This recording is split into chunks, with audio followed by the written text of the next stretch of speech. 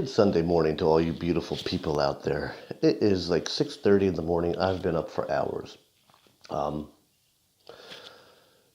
Quick update before I get into this message. We are now under a week away from our fundraiser for Going Bald for Kelly. As you can tell, my hair is getting long. I'll even show you this part. Look at that. Yeah. So at the fundraiser, I was initially going to be getting shaved bald. Look at that, that's crazy. Let's put a hat on that. I was going to be getting shaved bald, but then it came up to maybe go a mohawk. I said, okay, let's do that, mohawk. Whatever Kelly wants, Kelly gets. And now it's turned into, if I'm going to do a mohawk, I'm going to do it right. That's going to be a purple mohawk. Can't wait. No, really, I can't. I'm actually very excited about this. Uh, Obviously, it's not a fun fundraiser because one of my dear friends is ill, but the amount of love, the outpouring of love that I have seen has really been amazing. And I thank you all. But now I'm going to get into this message because this is not what the message is about. The message is a little bit not quite as joyful to speak about, I guess. Um, Messages are funny the way they come to me. This one actually came to me like a week ago, and I didn't do anything about it. And God was kind of like, dummy, I'm giving it to you for a reason. So the other day I started writing it down, and this is why I know it's meant to be delivered. And I think I got tired when I was writing, so I went to bed. And then life got in the way, as it tends to do. But it kept pounding at me and pounding at me and pounding at me. So this morning I finally wrote it down. And God is happy now. And that's how I know it's meant to be done because God doesn't let me go until I do it. It's called What is Your Toxicity Level? There's a band called System of a Down. Now, I'm not a big fan of it. I'm not even a fan. I don't listen to them unless they were popped onto Sirius XM when I was listening to that. Uh, I don't understand the lyrics to the song, but that's not important. It's called The Toxicity of Our City. And really, the song has absolutely nothing to do with my message except for I think about the word toxicity. And many times I have spoken, and I am doing notes, and I have them far enough away that I can actually read them without my glasses, because my glasses have this annoying reflection, and I just can't stand it. But many of the times I have spoken about having toxic people in our life, but this is not about that. One time I have spoken about the possibility of us being a toxic person in somebody else's life, and this is all about that. So let's buckle up and have fun. The messages are funny, that most times they are drawn from situations that God has allowed me to go through and experience, and he's allowed somebody else to go through that I witnessed, and then I'll say, okay, now do you see that? Do you see what happened there? Now I'll write a message about it, and I'm going to give it to you. Let's get that hair out of the way. That was annoying me. However, there are other times, such as this, where the message has absolutely nothing to do with anything going on in my life or anybody around me. It just keeps pounding at me, and it'll keep going until I finally write it. All messages do that, but these messages, like, I'm thinking, like, why am I writing about this? It has nothing to do with anything I'm experiencing. But then as I start writing it out, it's like, oh, okay. I heard there, things I don't normally think of on my own. My friends know what I think of, and it's got nothing to do with the Bible. My thoughts are usually not anywhere near the Bible, unfortunately. So when these thoughts come at me, I know they're not my thoughts. So, messages like this, I can only assume that they're brought to me to relay. And, so many times in the past, I ignored God. Did not do what he wanted me to do. I don't do that anymore. So I will always relay his messages. It's not up to me to handpick the person they're meant for. I have no idea who it's meant for. All I know is it's meant for somebody, and God will make sure that that person hears it. Whatever they do with it, that's on them. That's their own free will. He makes sure they hear it. He makes sure that they feel the pang in their heart from the Holy Spirit. Amen. Anyway, so we've probably all experienced having someone in our life who was or even still is a toxic person. But how many times have we actually stopped to see if we were the toxic person in a situation? Now, I'm not saying that we do it intentionally. I'm not saying that we set out to be this toxic person. Most likely, we don't even realize we're doing it. And many times, comes from us being in a toxic relationship or situation where we are now out of that, but we have carried over that behavior and are now exposing somebody else to the same exact behavior that we went through or close to it. And this isn't necessarily in a romantic relationship. We play many roles in life. We could be us as a coworker, as an employee, as a friend.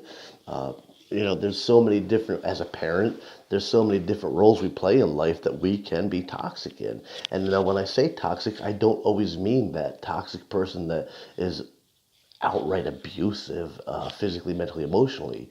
I mean a toxic person who's become a negative spot, a negative, a drawdown. That's what I mean by toxic in this situation. I mean, maybe we are that physically, mentally, emotionally abusive. If we are, then we really need to check ourselves. But, it's not easy to look at ourselves in this light. It's so much easier to point out other people's flaws and ignore our own, or even point out other people's flaws so we can ignore our own. But if we're going to be a healthy, productive person and a servant of Christ, it is of the utmost importance that we have an honest look at ourselves. That is the only way we're going to find growth as a Christian.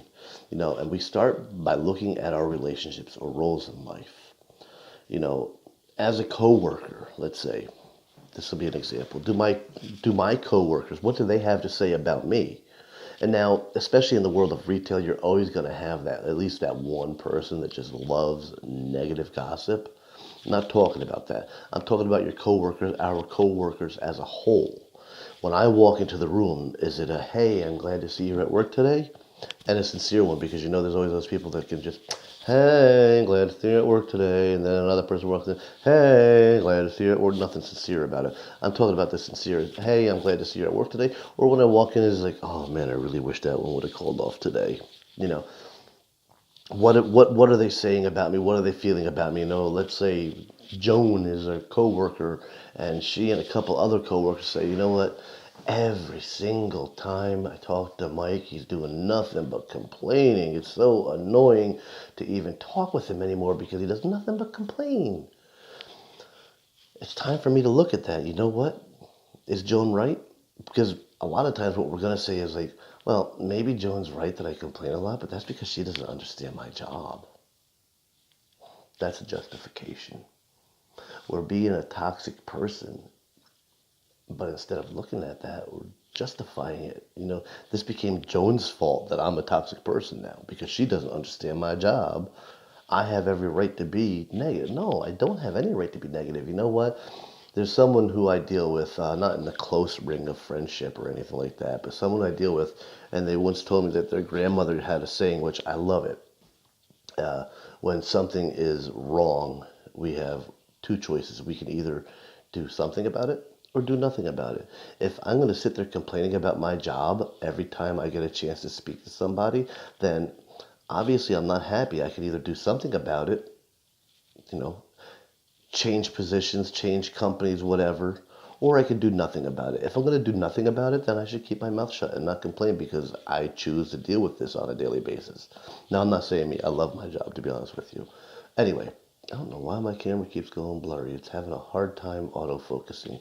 But, so that's one example. And, it's just an example of one way we could be a toxic person.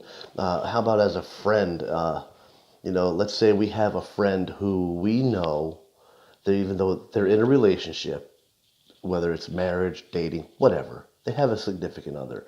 And we know there's something that they can't resist, whether it's going out to the bar, or going fishing, or going shopping. I don't know what women do. I really don't want to sit here and try and stereotype women. I don't know what you women do. I know you drink wine because you're always buying it and going with the girlfriends, drink some wine. Hello.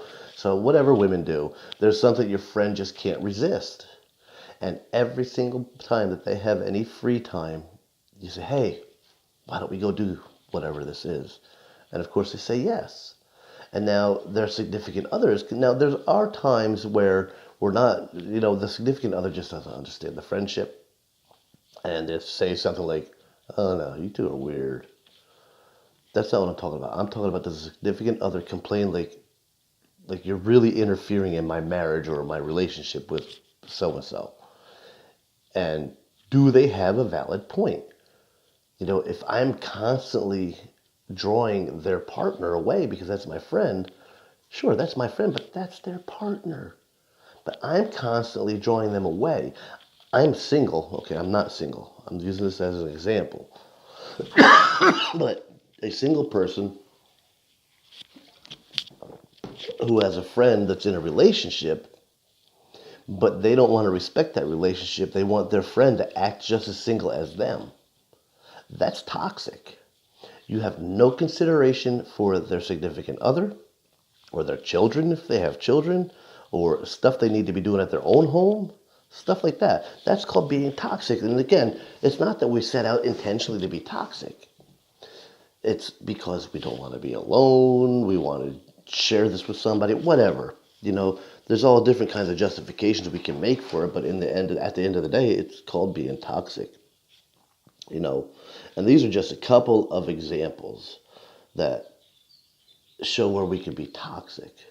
But there's so many roles that we play in life, and we really need to be able to sit back and examine each one of these relationships and see what kind of relationship it's producing.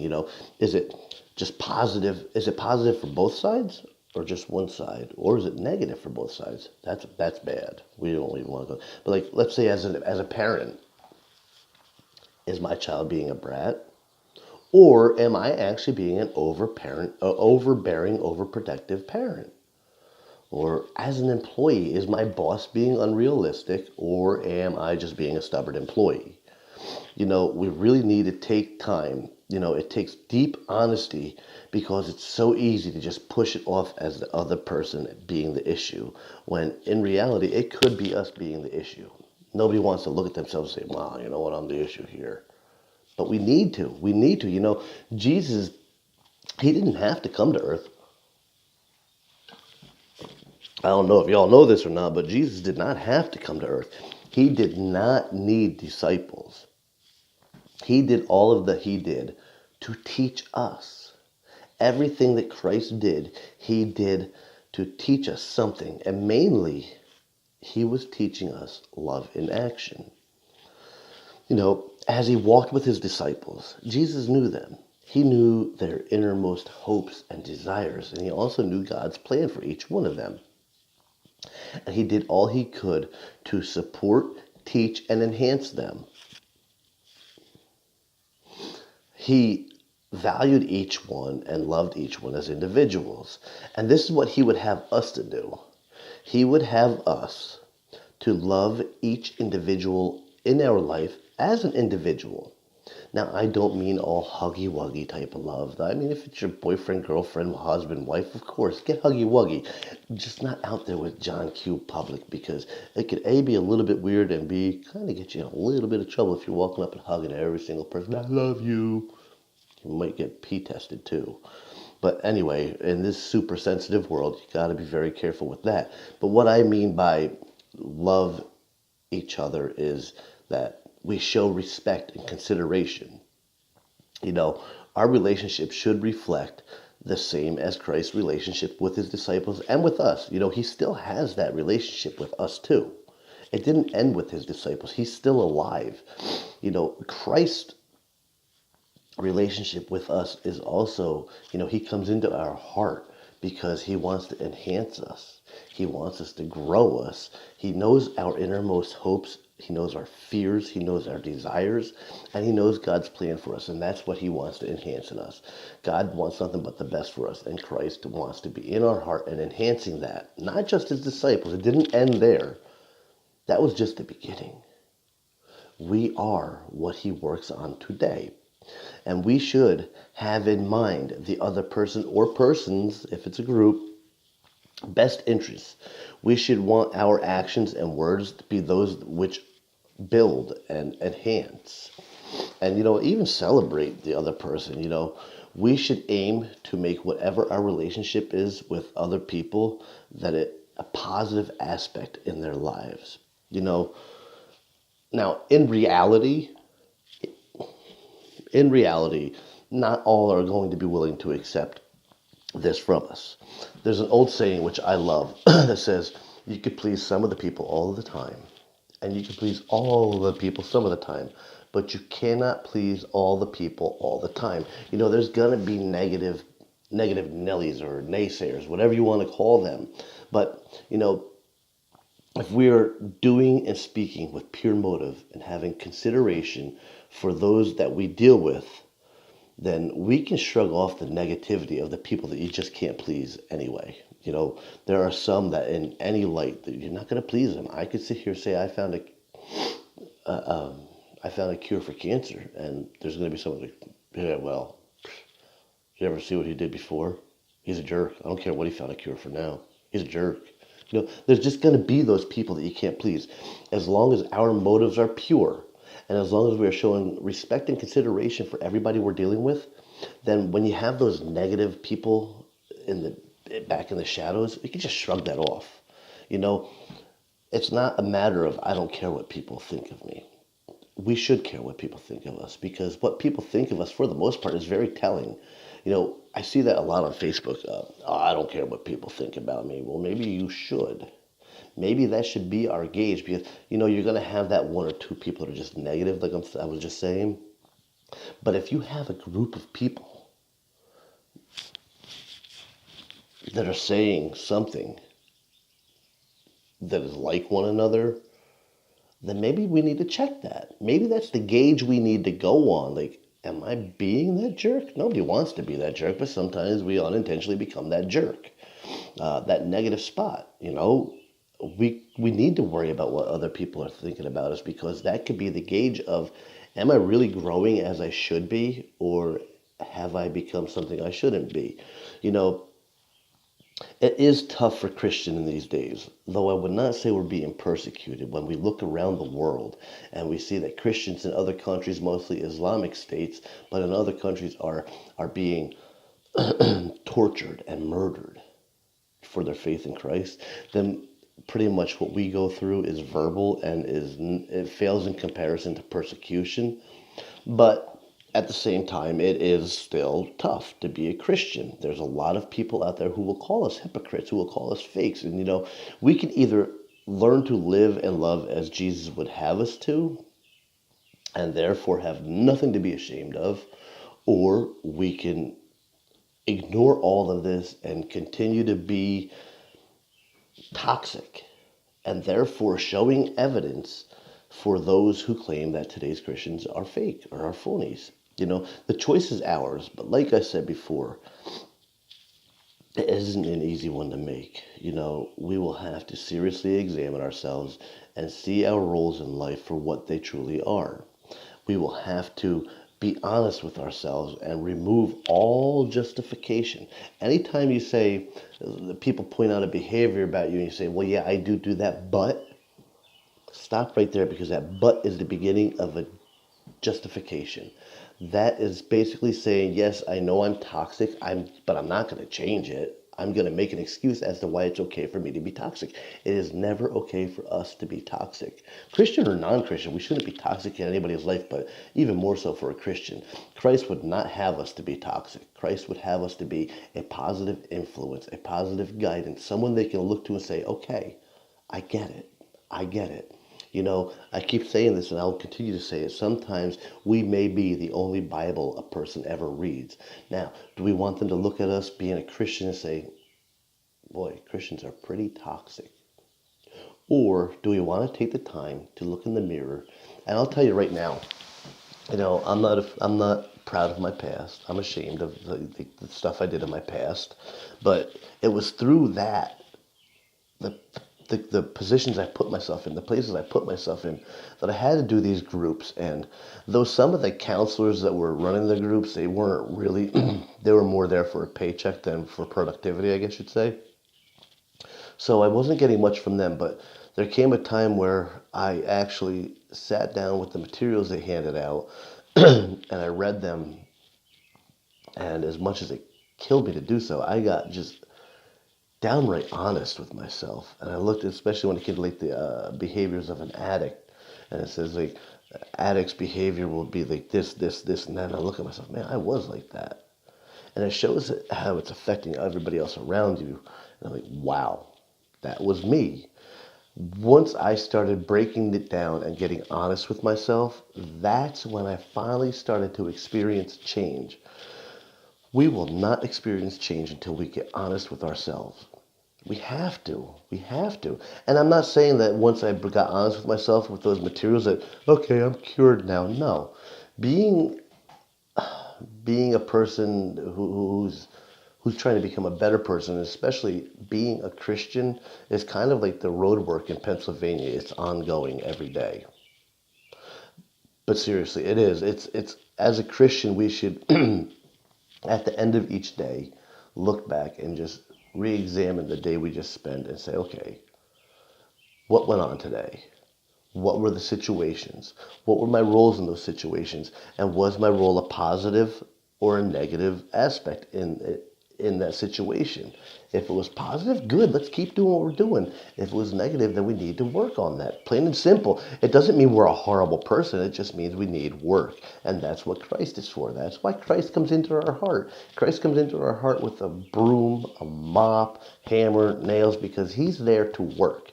But we have to listen to him. We have to pay attention. And I'm not saying this is every single person. Maybe you are that person that just walks in and brightens up a room, and that other than a couple of naysayers, you know, Jesus Christ was perfect. He was perfect. He is perfect. And there's still naysayers for him. So if Christ has naysayers, guess who else is going to? We are. So maybe you are that person that other than a couple of naysayers, you walk in the room and it just brightens, everybody smiles, they're happy to see you. That's great. Keep doing what you're doing. I'm proud of you. I love you. You're awesome. Keep doing what you're doing. But then there's some of us who do walk in and even though take the naysayers out of it, there's frowns or disgust or whatever when we walk in a room, then we need to be honest and work with ourselves. Work on ourselves. Don't do it alone, though. Pray. Always pray. Pray that God shows us where we need the work. He'll show us. He will. But don't pray, oh, God, show me where I need work. Oh, God didn't say anything. I'm okay. No. Be honest. Say, God, show me where I need the work. And then listen and be honest. Say, oh, you know what? God's going to tell you. He's going to tell you because he wants us working on this. He wants us working on whatever it is that's hindering us from growth as a Christian. So I'm going to let you guys go. I'm going to put this on YouTube and then I'll put part of it on Facebook. Not the whole thing, just a little teaser. Hopefully you guys come onto my YouTube channel and you start liking my videos and share them. And please subscribe. Please subscribe. I want to build this channel. I want to build this ministry. I want to start taking this ministry outside of the house and outside of the internet and actually start doing stuff. When it comes to going bald for Kelly, I've kept my ministry out of it for my own reasons. I have not pushed it too much through the ministry. That's going to be changing soon. I will be doing fundraisers solely through the ministry. There's some things I have to work out yet, but I really want to start growing this ministry. I did not become ordained to just sit here and do nothing. I became ordained because I love God. I have a flame in my heart for Jesus Christ, and I want to share every ounce of love and teaching that he is giving me. So hopefully you guys start liking or subscribing to my channel and liking stuff and give me feedback. If you think I need to change something, let me know that too. I am so open to all kinds, whether it's constructive criticism or I'm not good with applause. I'm really not. I'm still that part of me that's like, oh boy, that's embarrassing to have someone compliment me. I'd rather you knock me down than lift me up, I guess. Anyway, you guys have a good Sunday, and I will talk to you later. God bless.